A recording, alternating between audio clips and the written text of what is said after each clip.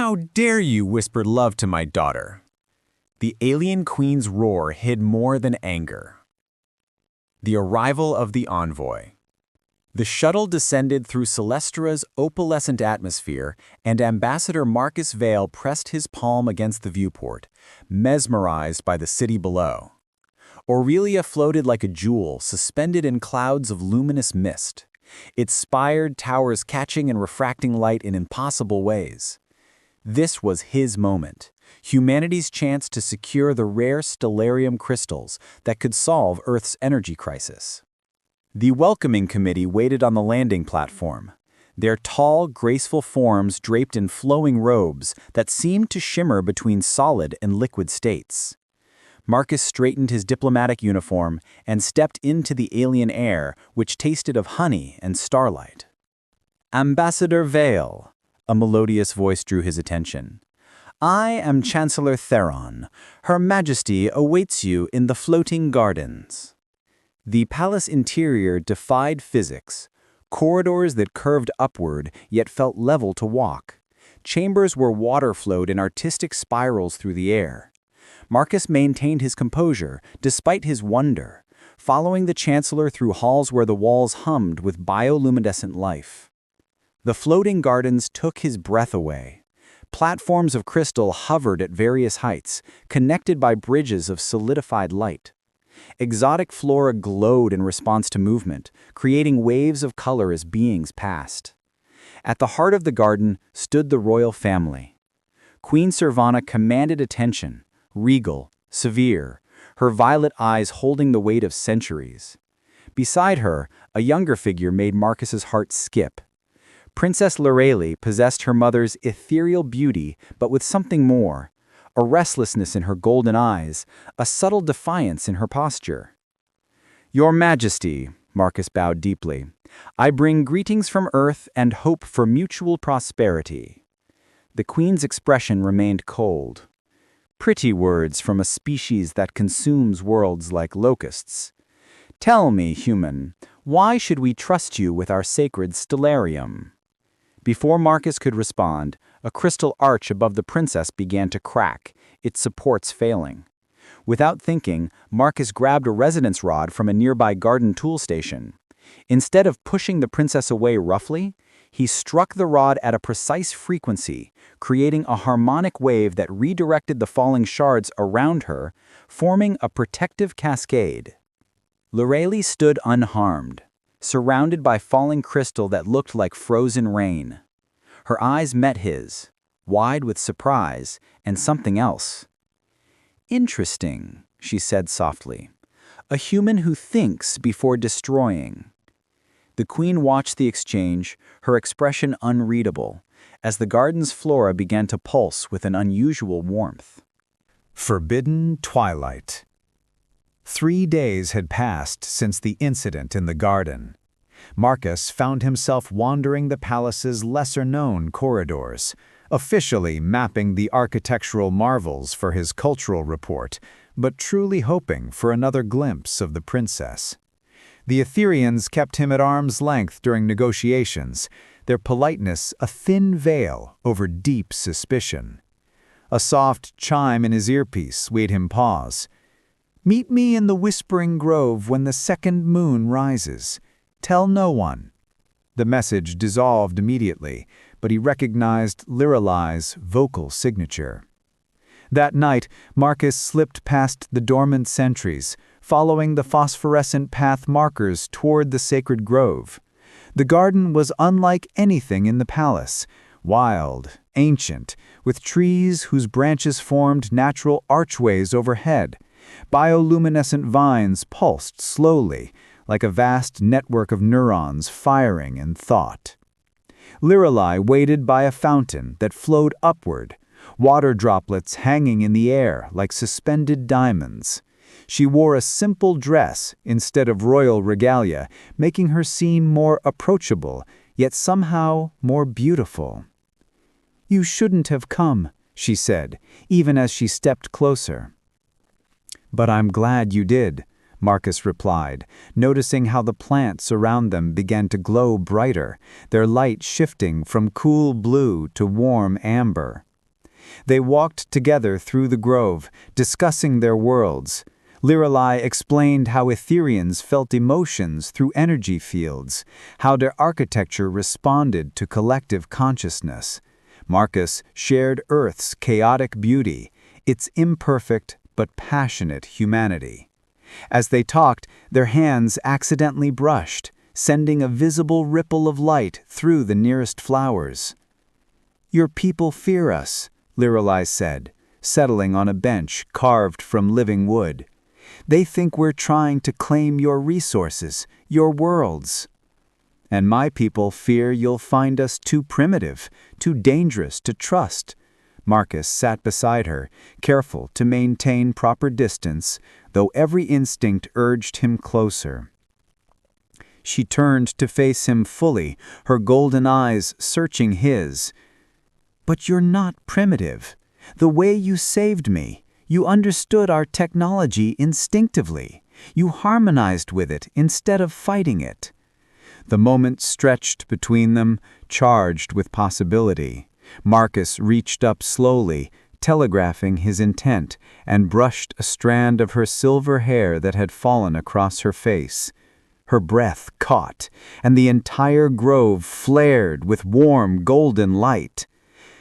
"How dare you whisper love to my daughter?" Queen Servana's voice shattered the moment like ice.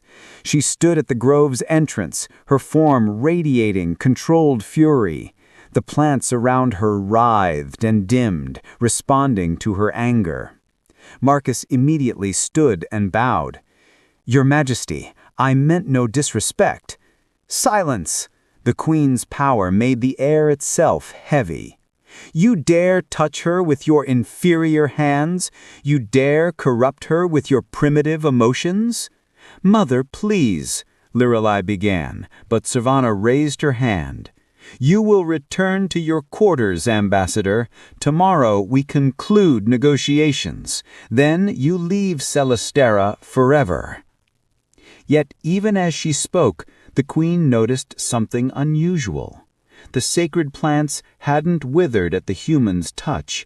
Instead, they bloomed brighter than she'd seen in decades, their light forming patterns that hadn't appeared since her own youth. Her anger flickered with something else, curiosity, perhaps even recognition. Marcus bowed again and departed, but not before his eyes met Lirelai's one last time. In that glance was a promise. This wasn't over. The Dance of Diplomacy. The Festival of Twin Moons arrived with all the pageantry of a civilization that had perfected celebration into an art form. The great hall transformed into a cosmos unto itself. The ceiling became a living star map, the floor a mirror of deepest space. Nobles from across Celestara attended, their forms gliding through the space like celestial bodies in orbit. Marcus stood at the hall's edge, wearing ceremonial robes the palace had provided, a diplomatic courtesy that felt more like marking him as an outsider. Chancellor Theron had explained the evening's significance with barely concealed satisfaction. "The dance of celestial harmony," Theron had said. "Any suitor must prove they can synchronize with our princess's energy. Fail, and you'll be publicly humiliated. Succeed? Well, no off-worlder has ever succeeded." Lord Vexian dominated the floor's center, his movements fluid and powerful as he demonstrated the traditional forms. He was everything an Etherian noble should be, tall, graceful, his energy field vibrating in perfect resonance with the room's frequencies. Lirelai watched from her throne with practiced neutrality, though Marcus caught the subtle tension in her shoulders. "The princess will now choose her partner, for the harmony," Queen Servana announced, her voice carrying both tradition and warning. Lirelai stood, her gown flowing like liquid starlight. The room held its breath as she descended the crystalline steps. Vexian stepped forward confidently, already extending his hand. She walked past him. The crowd gasped as Lirelai stopped before Marcus, her golden eyes defiant and determined. "Ambassador Vale, would you honor me with this dance?" The hall erupted in whispers. Vexian's face darkened with rage. Queen Servona's expression remained unreadable, though her fingers tightened on her throne's armrest. Marcus took Lyrelle's offered hand, feeling the electric tingle of her energy field meeting his. "I'm not sure I know the steps," he admitted quietly. "Then don't think," she whispered back. "Feel." The music began, not heard but experienced, vibrations that moved through body and soul. Lyrelle moved first, and Marcus followed, letting instinct guide him. Their bodies found rhythm together, her hand in his other at her waist. Where Etherian partners would maintain formal distance, they drew closer, the human way of dancing mixing with alien grace. The room's energy shifted as they moved. The traditional dance evolved into something new, passion meeting precision, Earth's wild heart dancing with Celestara's ancient soul. Lyrelle spun and Marcus caught her, their faces inches apart. Her hand pressed against his chest, feeling his heartbeat, so different from Etherian circulation, yet somehow perfectly synchronized with hers. The plants lining the hall responded, blooming in cascades of color that followed their movement. The very air seemed to sing around them. Other dancers stopped to watch, as the impossible became reality, a human and an Etherian in perfect harmony. As the music reached its crescendo, Marcus lifted Lyrelle, spinning her as she extended her arms like wings. The crowd gasped. This wasn't part of any traditional form, yet it felt absolutely right. When he lowered her, she slid down his body slowly, maintaining eye contact that made the watching nobles blush with its intensity. The final note resonated through the hall as they stood pressed together, breathing hard, her forehead touching his. The silence was deafening. Then from somewhere in the crowd, applause began. It spread like wildfire until the entire hall erupted in appreciation. Even some of the council members nodded approval. Queen Servana stood slowly. "Unprecedented," she said, her tone unreadable. "The human has passed the test of harmony. Let none say he is unworthy of standing in our halls." Vexian stormed from the room, his supporters following. Lyrelle remained in Marcus's arms a moment longer than protocol demanded. Her whisper meant only for him. "I want you to know something about my mother, and about us. There's something you need to know. Isn't that the main servant's name?" Shadows of betrayal. The Crystal Observatory sat atop the palace's highest spire, its transparent walls offering a panoramic view of Celestera's night sky. Marcus arrived to find Lyrelle standing before a holographic projection, an image of a younger Queen Servana with a figure whose features were obscured. "My mother wasn't always so cold toward outsiders," Lyrelle said without turning. 20 cycles ago, she fell in love with a traveler from the outer reaches. They met in secret, just as we do now. Marcus moved beside her, their shoulders touching. What happened? Duty. The council threatened civil war if she chose him, so she married my father, a political alliance, and the traveler disappeared. Some say he left, others say the council made him disappear. She deactivated the projection and faced him. But there's more. The sacred plants that respond to us, they only bloom that way for true paired souls. My mother knows this. Before Marcus could respond, alarms shrieked through the palace. The observatory's walls flickered with emergency broadcasts, explosions in the human delegation's quarters, casualties reported, separatist symbols burned into the walls. "No," Marcus breathed, racing to the communication panel. 3 of his team were dead, 5 more critically injured. The message was clear. Humans weren't welcome on Celestera. Guards burst in, led by Lord Vexian himself. "Ambassador Vale, by order of the High Council, you're under arrest for orchestrating a false flag operation to gain sympathy and manipulate our princess." "That's absurd," Lyrelle stepped between them. "Marcus would never—" "The evidence is clear, Princess," Vexian said smoothly, holding up a datapad. His communication logs show encrypted messages to unknown recipients just before the attack, munitions residue on his quarters access logs, even messages discussing the necessity of sacrifice for the greater good. Marcus's mind raced. The logs were fabricated, but expertly so. Lirelei, this is a setup. You know I wouldn't. Take him to the crystal depths, Vexian commanded. The council will decide his fate at dawn. The crystal depths were Celestera's maximum security prison, carved into the planet's core where crystalline formations naturally dampened energy fields. Marcus found himself in a cell that seemed to exist outside normal space, walls that showed infinite reflections, each one slightly different, showing paths not taken.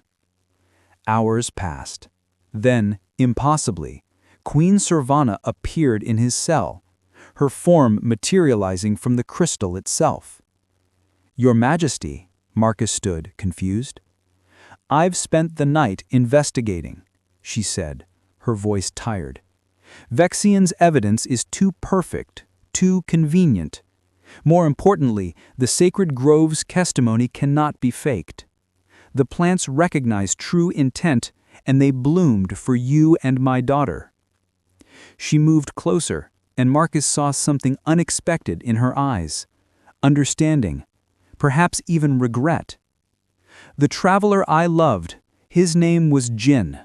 He was imprisoned just like this, framed for crimes he didn't commit.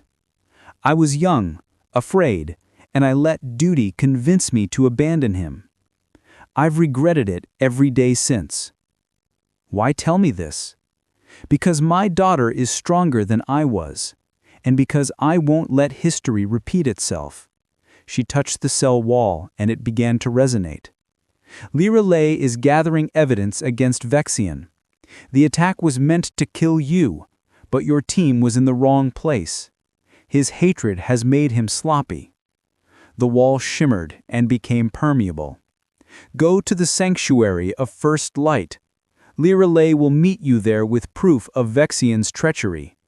Together, you'll face the council." "Won't this destroy your standing?" Servana smiled sadly. "Some things are worth more than standing. Jin taught me that, though I learned it too late. Don't make my mistake, human. Fight for her." Hearts beyond worlds. The Sanctuary of First Light existed at the boundary between Celestara's physical and energy realms, a place where the planet's consciousness was strongest. Marcus found Lirelei there, surrounded by floating data crystals that painted the air with evidence. Her face lit up when she saw him, and she ran into his arms without hesitation. "Mother freed you," she breathed against his chest. "I knew she would.